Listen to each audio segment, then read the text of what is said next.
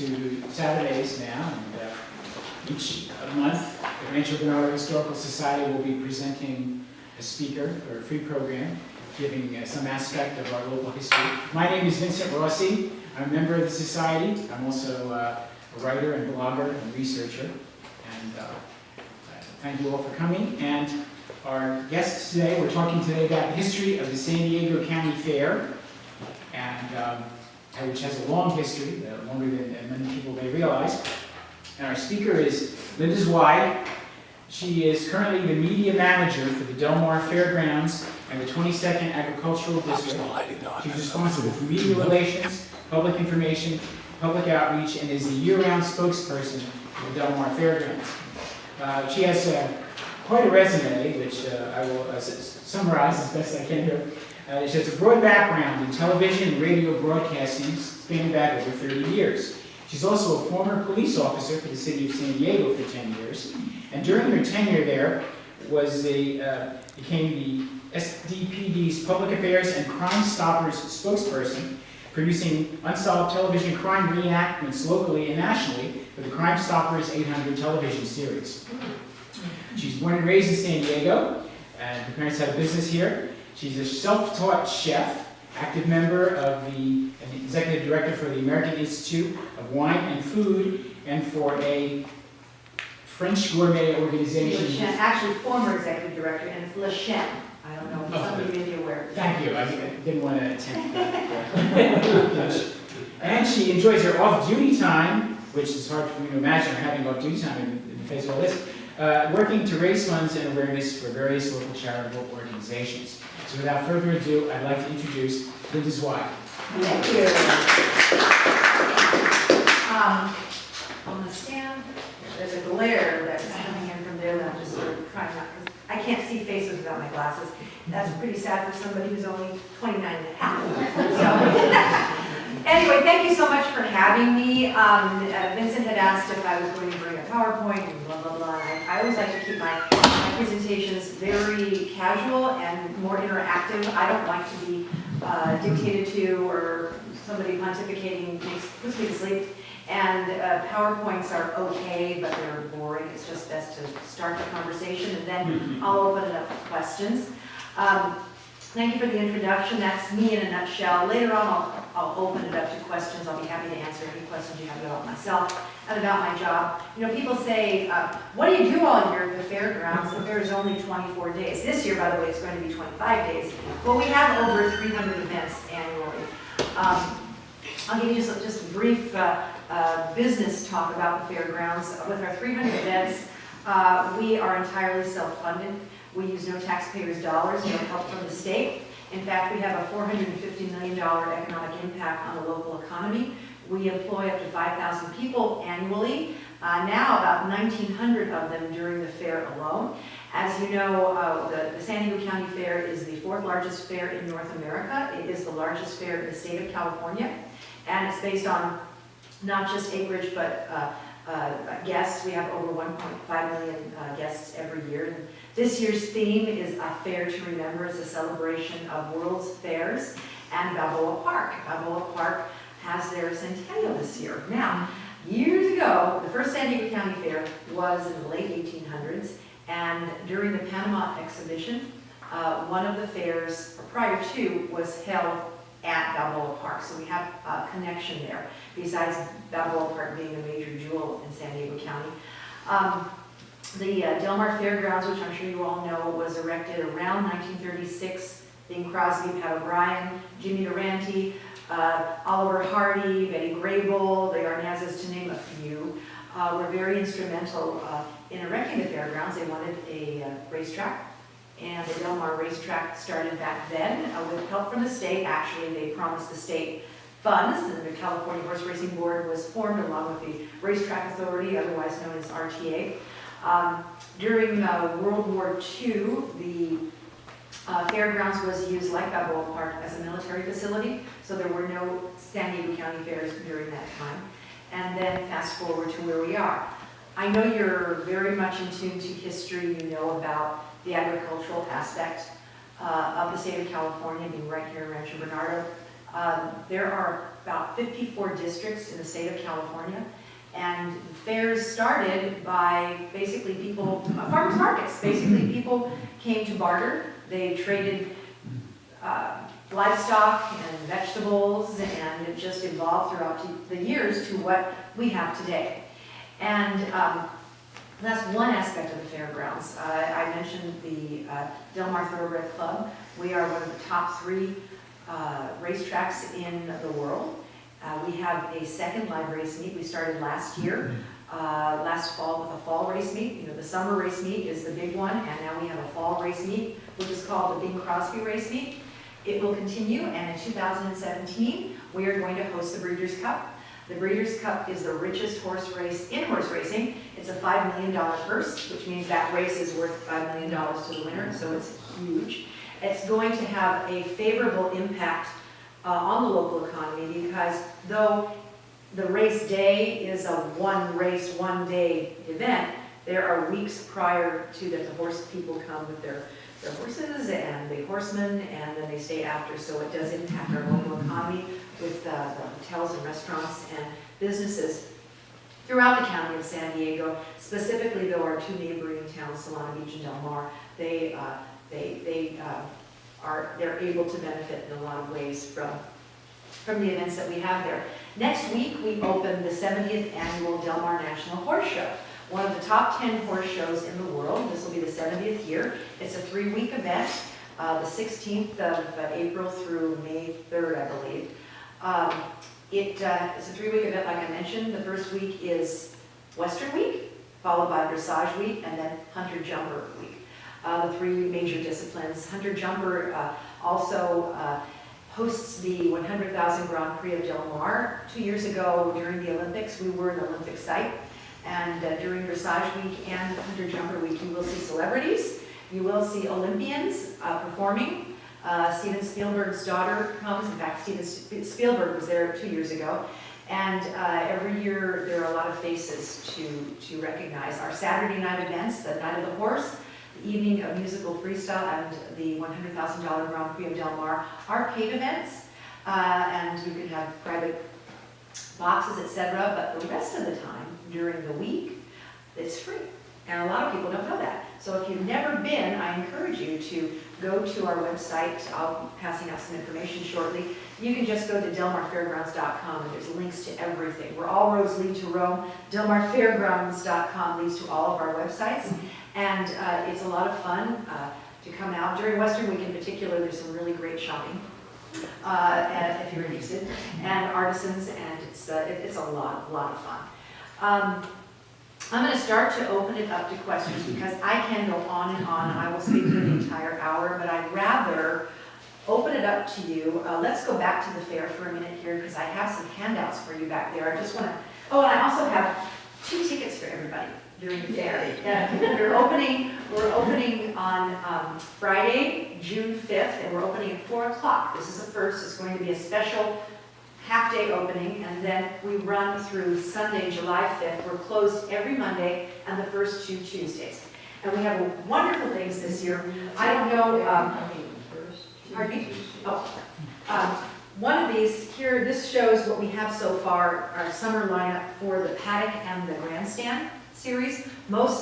All of our concerts throughout the fair are free with your fair admission. Some of them are a paid ticket. I will say that one of my favorite series is our Solid Gold series that takes place on Thursdays at 1 o'clock on the community stage just off the avenue. This year we have, just found out we have Vicki Carr. She's coming. We're having Tony Arando, Judy Collins, and we're having the Las Vegas Rec Pack. So that's going to be a lot of fun. And meanwhile, 3 years ago, we started the Toast of the Coast Wine Festival, which takes place in our garden show. And we've become international. There are over 580 wineries that take part in the competition. Over 380 wines will be sampled that day. 1 ticket gets you in, and you can sip as much as you want, as long as you want. during 2 sessions in the garden show, and it lends itself to be absolutely beautiful. There is a VIP session. If you partake in any of these festivals that we have, I highly recommend the VIP ticket. It gets you in a half an hour early, and there's usually food to go with it, and you get a lot more for your buck. So that's on the 13th. For those of you that might be interested in beer, we have the San Diego International Beer Festival, which is a 4-day event in the arena. We're on the map. We're one of the 10 largest beer festivals during the fair in the United States. For those of you that aren't aware, I've learned to appreciate beer. I wouldn't call myself a beer drinker, but I have gone to pairings, and there are really some fantastic beers out there. San Diego has become a mecca for beer. We have a $600 million economic impact, or the local artisans, local beer breweries have a $600 million economic impact on San Diego County. So that's pretty big. So we're having that June 19th to the 21st. And for the very first time this year, on June 27th, we're having a distilled spirits festival and competition. And if you get the VIP ticket, that's going to be a dangerous one. You can drink as much as you want. And there's going to be all the spirits across the board. Some brands you know, some are local artisans and international artisans. And the bartenders will also be making specialty drinks. I highly encourage, if you decide to go, to walk it first and decide what you want to taste, because you can't taste it all. You'll be sorry. I promise that. So anyway, I have these back there for you. Also, this year, this also tells you a little bit more about the beer festival and the Toast of the Coast. We have the Enviro Fair every year, one day during the fair, which is really wonderful. We've really expanded. It's clearly an environmentally friendly festival that takes place in the paddock, but this year we're going to have it in the garden show. And by the way, the garden show theme is a walk in the park. We're going to have a scale California tower that will be being built throughout the fair, so you'll see a lot of Balboa Park history in our theme exhibit, and of course throughout the fairgrounds. But this year the garden show is going to be fantastic. So for the very first time, we're going to have on June 6th a farm-to-table dinner in the garden show. There are only 75 tickets. Actually, there are only 73 tickets. I've purchased 2 tickets to all of these events, VIP tickets that I've donated to the Children's Discovery Museum here in Escondido for their fundraiser on May 2nd. But they're limited, so they're going fast. So if you're interested in that, I have these back there as well. Now, I'm sure that there are a lot of questions, a lot of things that I've skimmed over. Just wanted to give you an overview, and I'm happy to answer all of your questions. Who's first?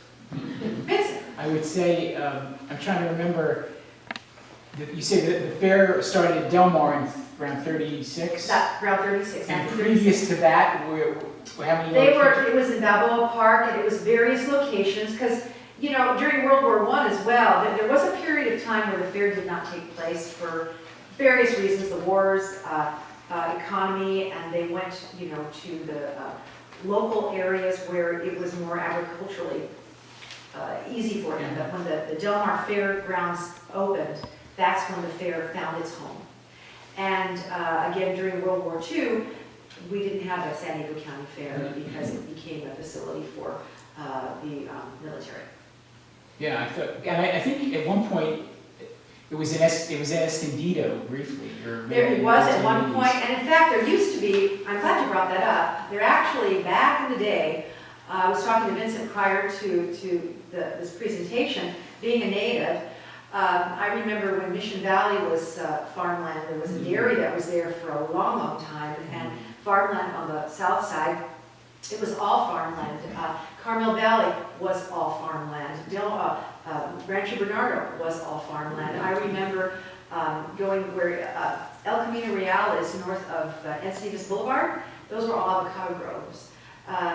In Carmel Valley and parts of the Fairbanks Ranch area, near El Camino Real, that was all rural. And there were no street names, and people who lived there. When I was on the police department in the early to mid 80s, people just stuck a post in the road and it was called, you know, Johnson Road. And in fact, Shelley Zimmerman, our current police chief, was in my academy. We were very, very close friends.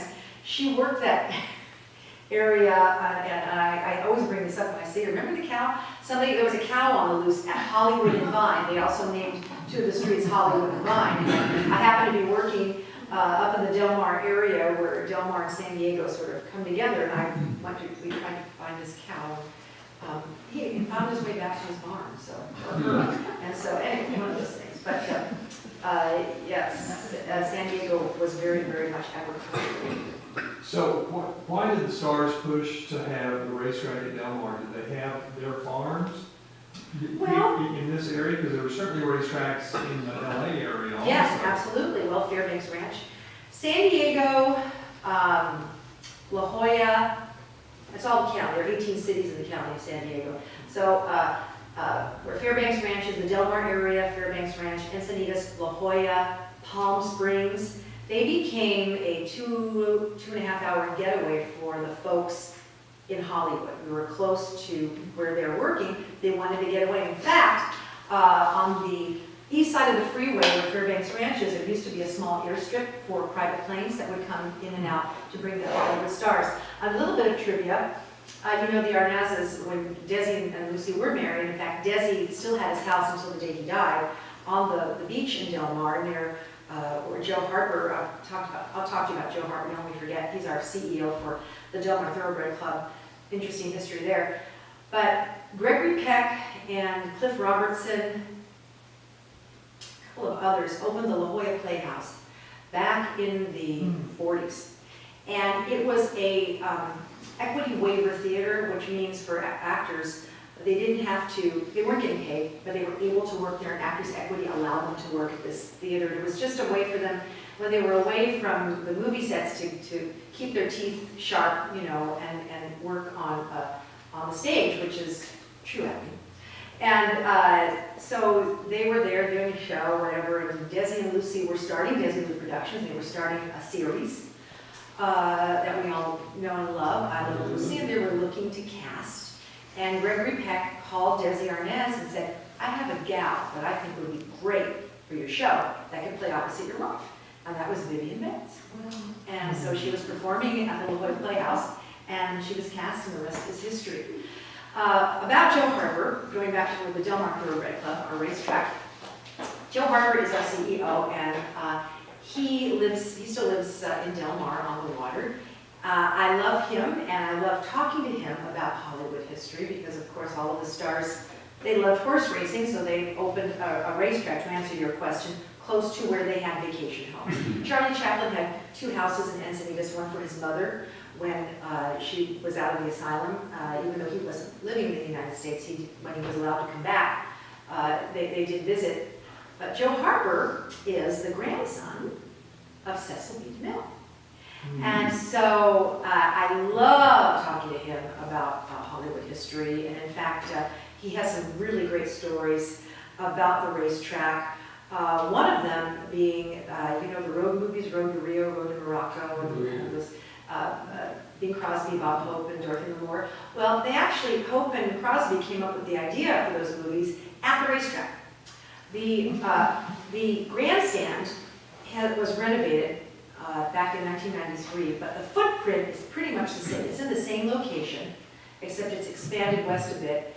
And instead of being 5 stories high at that time, it was 4 stories high. And on the roof, right now the roof houses some private areas where you can rent them, and it's where they call the whales, the big bettors go, and they have a private area where they are catered every day and whatnot. Well, they had a little piano bar, private bar, where the Hollywood elite and some VIPs were able to attend away from the crowd. And Bob Hope and Bing Crosby would banter around the piano and tell jokes. And one day they said, this is a good thing that's going on. Maybe we ought to do something with it. And the rest is history. The movies were born. And he has some other really wonderful, wonderful stories. He said that in The Greatest Show on Earth, one of his grandfather's movies, back in the day, you know, they had the big sets and they had all the contract actors, and they had the big scenes with a lot of crowd scenes. And if you were making one movie on one set, there might be 50 people on the other, you know, making a movie, or 100 or 200. And during breaks, sometimes they just come and stand in the back. Well, he says that there's a scene in the movie where this Black Panther gets loose, and there's a little boy running across, and that's him. That's Joe running across. And it's about a maybe 2 to 3 second across the screen, and he says, I had more screen time than Bob Hope and Bing Crosby. And I said, well, they weren't in that movie. Well, yes, they were. Apparently, they showed up during the crowd scene, during that scene. They were in the back, and if you watch the movie, and if you can stop it, you'll see them. Anyway, so he liked to joke with them about that. Now, that being said, we have a lot, for those of you, I can talk for hours about this, I'm just going to let you know that there is a lot of activity that still takes place on the 5th floor, which used to be the roof, which is now Director's Dining. 5 years ago, it was brought to my attention that there were some guests who decided after leaving us here, they've come back. We have ghosts, big time. And they're very friendly and they're very nice. I have never been involved in any paranormal investigations, but it prompted my interest because I think most people have had some experiences growing up or during your life where things happen and you wonder, well, could be, maybe yes, maybe no. Anyway, I started asking questions and I found out that a lot of things were not just happening in the past, but they're happening today. And 5 years ago, I contacted about 6 local paranormal organizations. I emailed them, and within 10 minutes, they all got back to me. And I chose to, we vetted them, and we've been working with SC Paranormal because we're very respectful. I get calls all the time from Hollywood. They want to come in, these shows want to come in. We're not there to exploit any of them. In fact, we have investigations tonight. I've had 19 investigations. We have over 180 electronic voice phenomena. We've captured voices. We don't get a lot that happens in real time. What that means is right now, talking to you, we have our equipment and you play it back and they answer questions. And it's very interesting. And I've been interviewed on Fox and I've been interviewed with other publications, other television shows. I'm very careful to say who we think they are because I'm respectful that they have family members, but I have to say that there are a lot of folks that everybody would recognize. They're just having a really nice time there. And I know it sounds crazy, but something's happening there. I was poked in the arm. My hair was pulled one night, and there were 3 of us in Director's Dining, and we were just there, just seeing if we heard noises, and we were asking questions, and all of a sudden, we heard laughter. A man went, ha, ha, ha, in the corner, and we jumped up and we turned the lights on. Just saying. Next question? Yes. And the racetrack and the fair, are they separate organizations? Well, yes. Yes and no. Yeah, we're all one because the 22nd District Agricultural Association is under the state of California umbrella, and the 22nd DAA owns the facility, including the racetrack. The Del Mar Thoroughbred Club rents their space from us, okay? But they also utilize our Premier, our catering company who's contracted with us.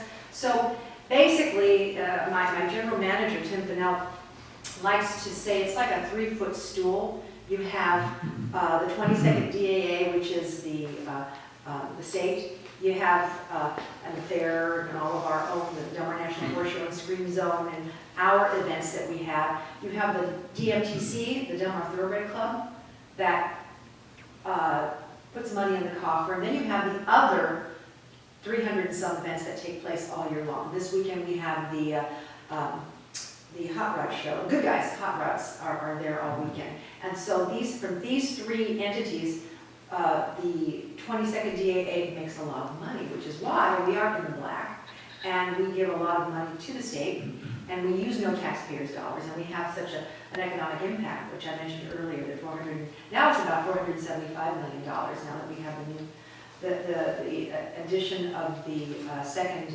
race meet. But it's a very good thing, and I'm very proud to be working there. It's a great place to work. It's a lot of fun, and there's lots going on all year long. And also the fair. For those people that say, what do you do all year? The fair is only 25 days long now. The fair doesn't go up in a day. It takes a year and a half to 2 years. We've been working on this fair for the last 2 years. And see, that's what makes That's what makes us the 4th largest fair in North America. And I'm going to go back to what you said, Vince. I was going in the direction of fairs. Growing up here in San Diego and the agriculture that I already spoke of, when I was a child, there was an El Cajon County Fair. There was an Escondido County Fair. And there used to be a small airport in El Cajon. And I'm trying to remember because we would go to all of them because my uncles, my family, they came from the ranching industry, and in New Jersey my family had butcher shops, and on my dad's side they had grocery stores in Brooklyn. And then my Uncle Danny worked for, does anybody remember the DeFalco supermarkets? You remember DeFalco's? The DeFalco family was an Italian family, lived in Point Loma, Little Italy, one of the immigrants from the early days, fishing industry, and they opened DeFalco's, and they had the Bon Vivant in Mission Valley. My uncle worked for DeFalco's that turned into Bonds for over 40 years before he retired, and so that's some local history. And then news to me, I only learned of this about 20 years ago. 2 things about my Uncle Danny. When he was a kid, they lived in Trenton, New Jersey, and he used to deliver chickens to Albert Einstein. And that's why he smoked cigars. And I said, why are you telling me this now? You've known this your entire life, you're just telling me this now? Jesus, how wonderful is that? That's one thing. And then my grandparents, when they moved here from Trenton on my mom's side, they bought a home at 28th and White. And that home was built by and sold to them by the folks who started the Piggly Wiggly chain, because Piggly Wiggly actually started here, and they sold out to Food Basket. And Piggly Wiggly moved to the south. And that's where Piggly Wiggly is. But we used to have Food Basket out here.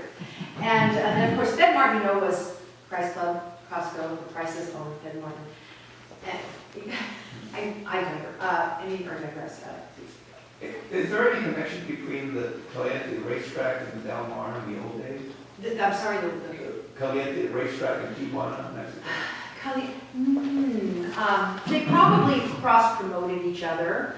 And I know there were a lot of Hollywood folks that went down to Caliente. My grandfathers used to go to Mexico every Tuesday because of the days they went down there for the racing, Caliente and High Life, and the bathhouses, the Turkish bathhouse that used to be down there. If you're asking if there was a connection, no, because that was in Mexico, owned by Mexico, and this was the state of California. But I'm sure there was cross-promotion because today we have a lot of cross-promotion with a lot of businesses. There has to be more questions. I didn't. Well, hi. Can you go back and tell us a little of the history of the ownership of that land and then go back to 1800s, 1900s? Whose land was it and how did it? I'd have to get you names. I don't know who. It was the state of California that owned the land where the fairgrounds is right now. That property was owned by the state of California and is still owned by the state of California. Around it, it was private property. Fairbanks Ranch was Douglas Fairbanks. Clearly, he purchased it, and it was a vacation, area for them. There was a private airport across the street, and in fact, if you know Jimmy Durante Boulevard and Stevens, where the fish market is on that corner, it used to be. I don't remember it, but I've seen photos. There was a drive-in movie there. Now, speaking of that area, the Emerald Gardens is a North County barrio. It's a Hispanic neighborhood. And a little history about Tony's Jacal. That family, they still own that restaurant, which is probably the best Mexican food, home-style Mexican food you're ever going to get. It started during World War II, and they opened a little shack. And turkey was very inexpensive during those days. And the mother and the grandmother, they made turkey tacos, turkey tamales, everything was turkey, turkey, turkey. And the reason why I say that was because if you go to the restaurant, when I don't eat a lot of red meat, and I love going there because you can get turkey everything. And it's because they still use those old recipes. And it's expanded to what it is, and it's just what it is. And when you go in there, it's the family, and they still do the hand-poured drinks, and it's very, it's just a real nice place to go if you want good food and some San Diego, California history. Did you have a question? I think the question was answered. The state of California owns the property. There's no real estate tax. Well, we pay a lot. Real estate tax. Yeah, yeah. Are you kidding? You really think that even though where they're using the state property, even though they own it, the money goes right back in. In fact, we have very little money because everything goes back into the infrastructure.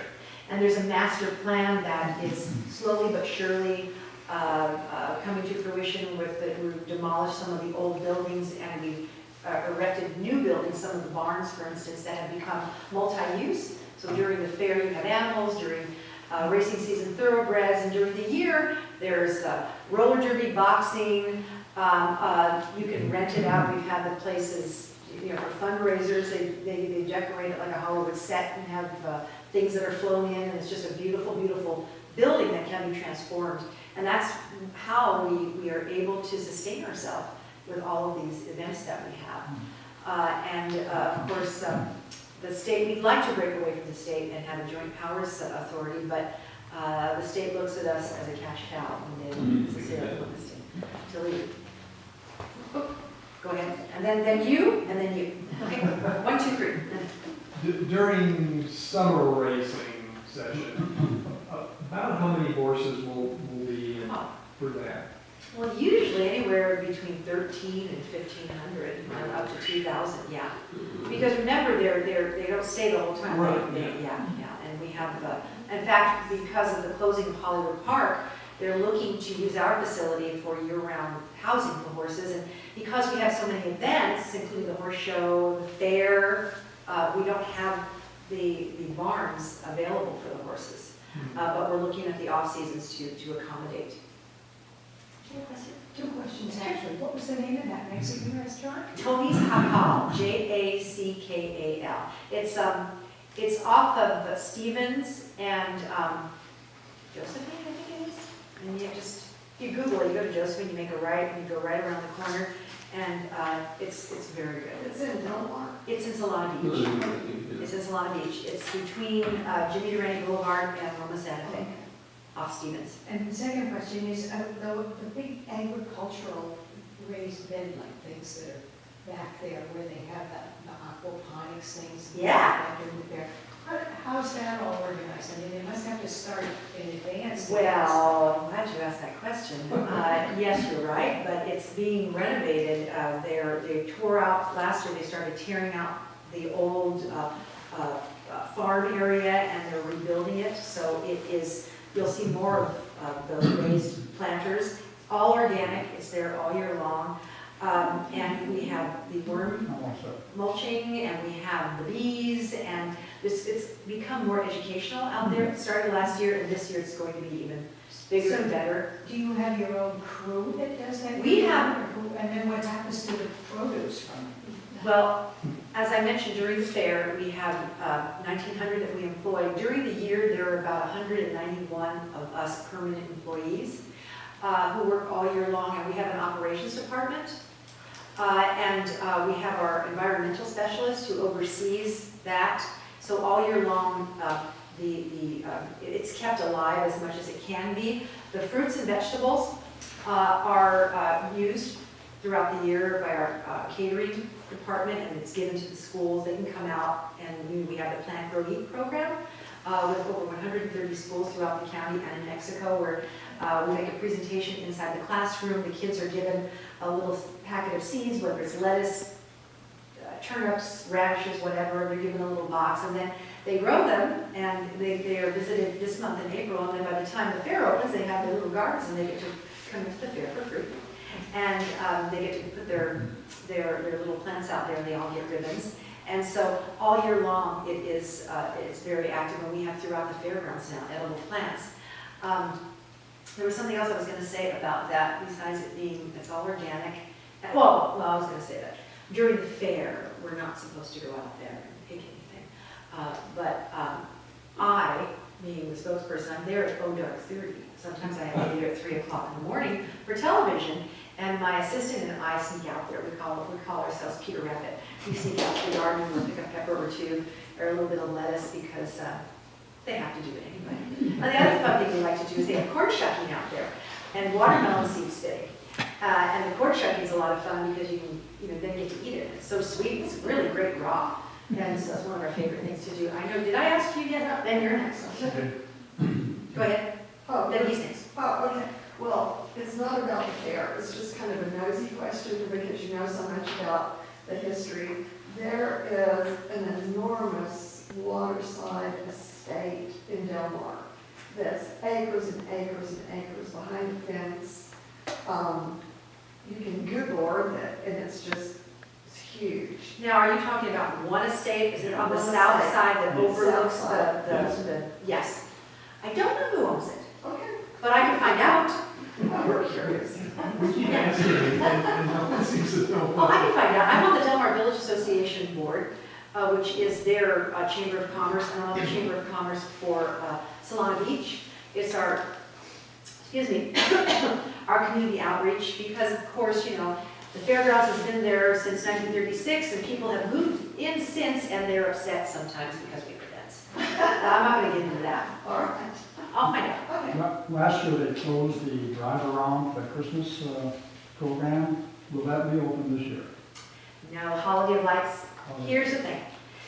Because of the second race meet, we can't have Holiday of Lights. The Holiday of Lights takes 3 months to erect.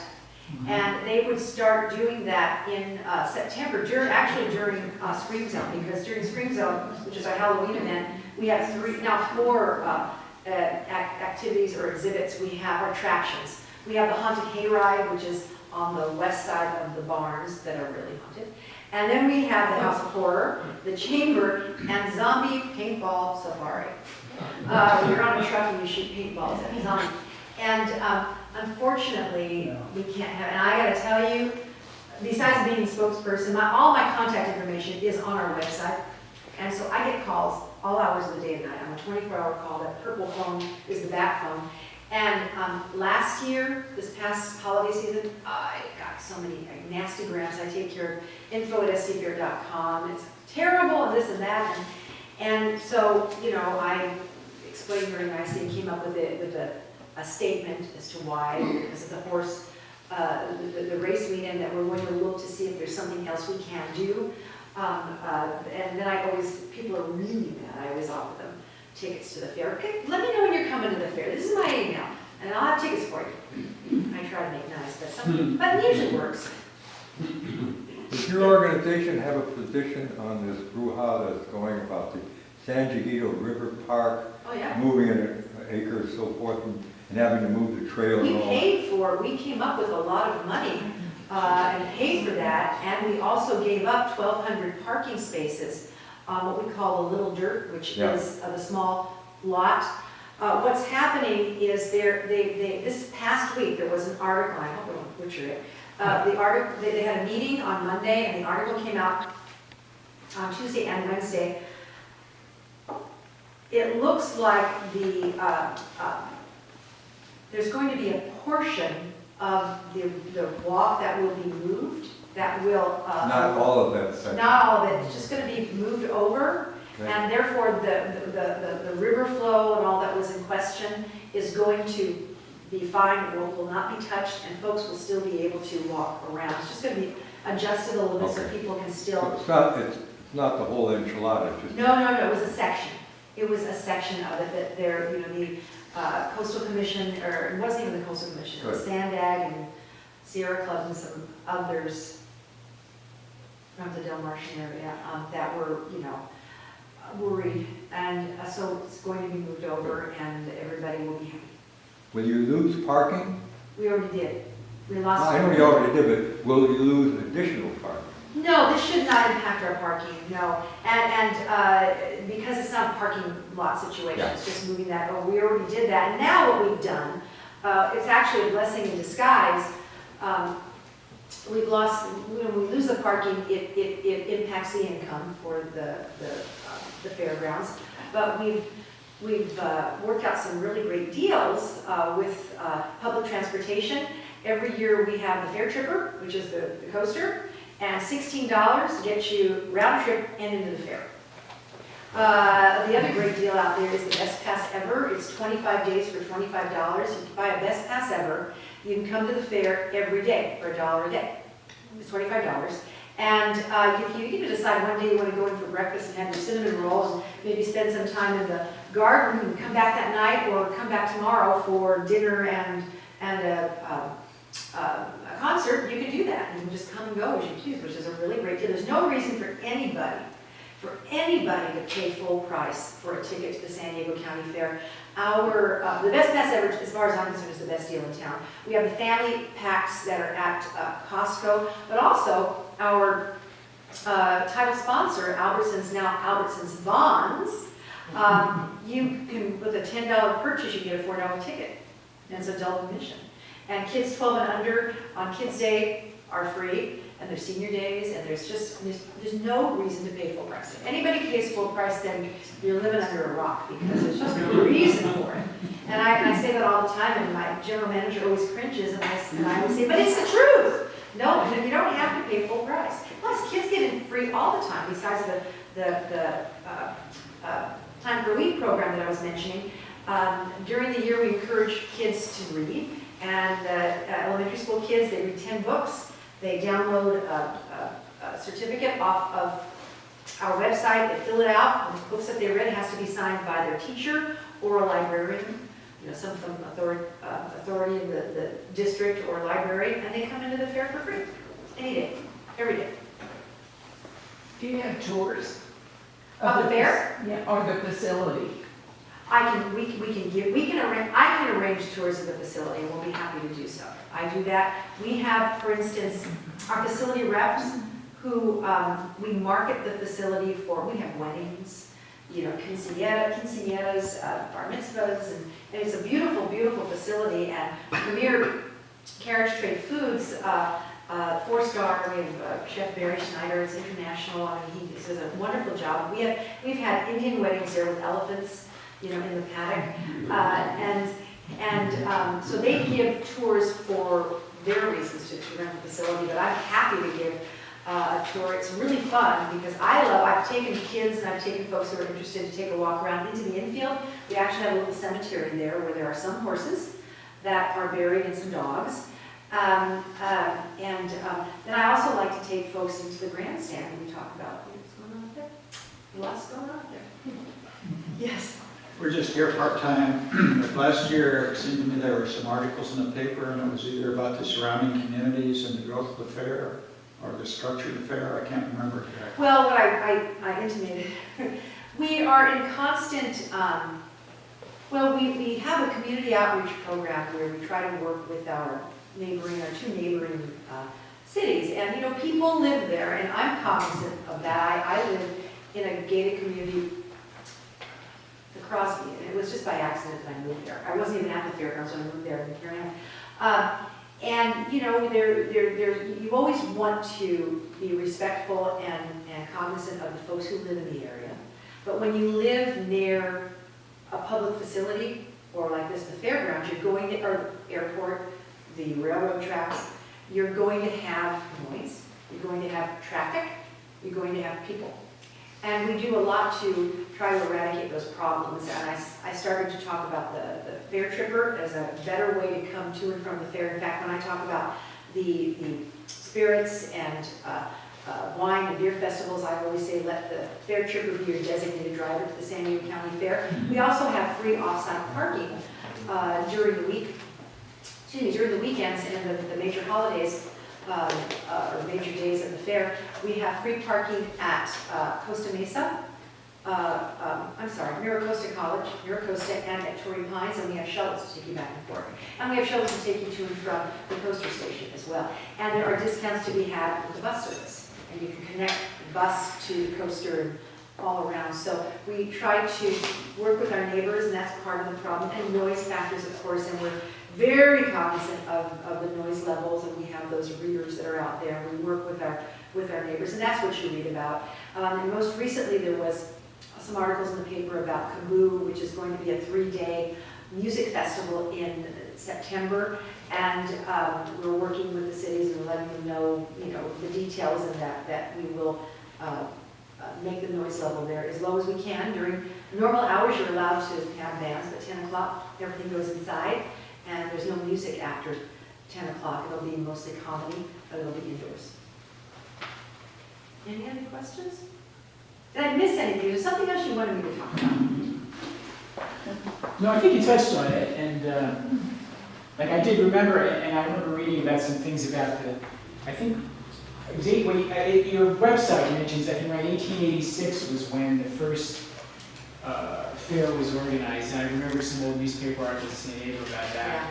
And I think the first one was in Escondido, but then it was moving around. Yeah, it was Like you moving talked around. about. And you know, another thing, besides going to our websites, go to Balboa Park. I want to talk just a minute about theme. This has been a dream come true for me.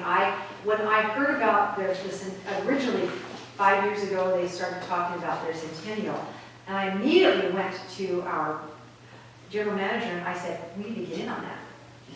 We can do something. Yeah, whatever. He didn't know it was Balboa Park. Anyway, they reached out to us after you remember what happened with the original organization during Filner's time, and it went away. They lost $2 million. They reorganized. The city took a bigger interest and they took control of it. And we were working with Balboa Park. I have to tell you, growing up in San Diego, I went to San Diego Junior Theater. And when I was a kid, we went to the old museums before they were renovated. Natural History Museum again. And when you're a kid, you don't appreciate a lot of that stuff. And when we were in junior theater, we owned the park because we were there during the summer. We were there 5 days a week, and in those days, it was pretty safe.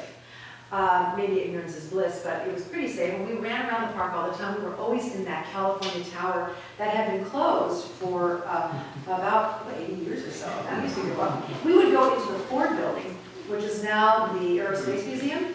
It was condemned. And there was a secret way to get in. There was a mummified cat fell asleep and just, stayed there. And we used to go in there and play. We did things that, nowadays get arrested for doing. So we owned that park. And, Balboa Park was like, well, let me just say, it is such, I mean, what a treasure. Besides the botanicals and the just everything, agriculture, I mean, they actually, when it started, there's so much history. You need to take a tour by what's his name? He's the ranger. He'll take you on a tour into the botanical gardens and all the, actually during the Panama exhibition, Lipton Tea Company was growing tea there. And there's some really wonderful, interesting stories, and it's just so beautiful and so magical. I was there for December nights because we had a booth there, and it was just a wonderful event, and the museums are wonderful. We had the opportunity to go through all of them over this past month for the first time in, let's say, maybe 5 to 10 years, and our art museum and the old Globe Theater.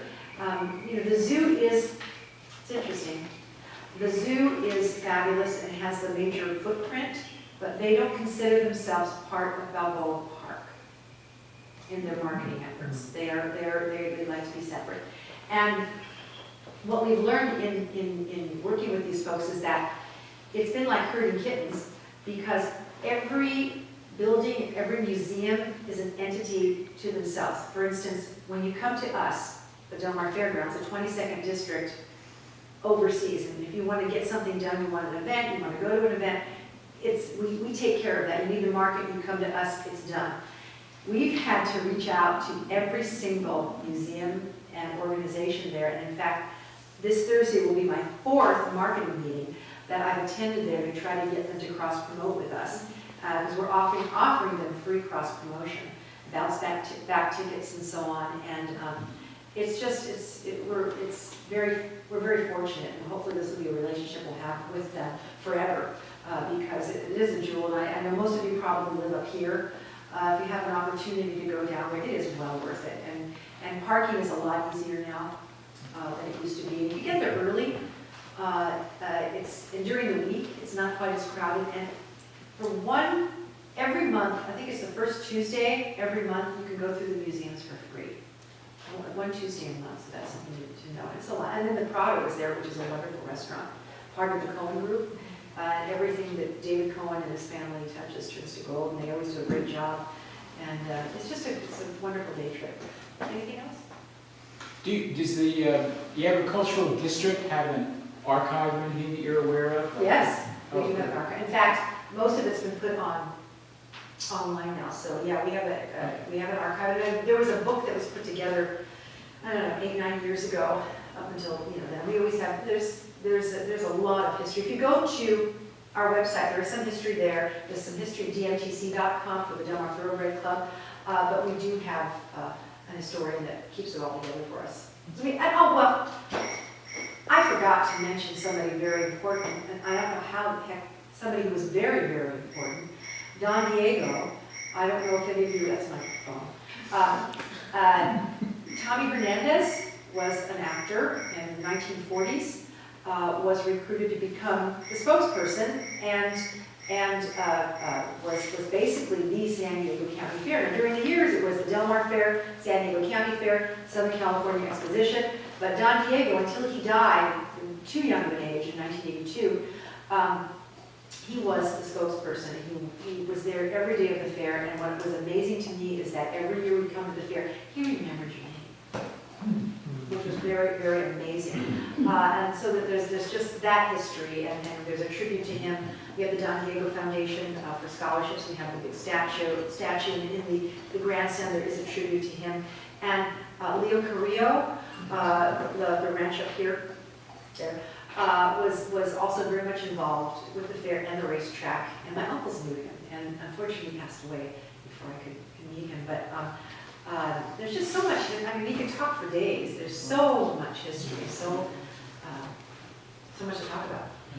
Well, thank you for sharing. You're welcome. I will pass out tickets, and those are, I'll just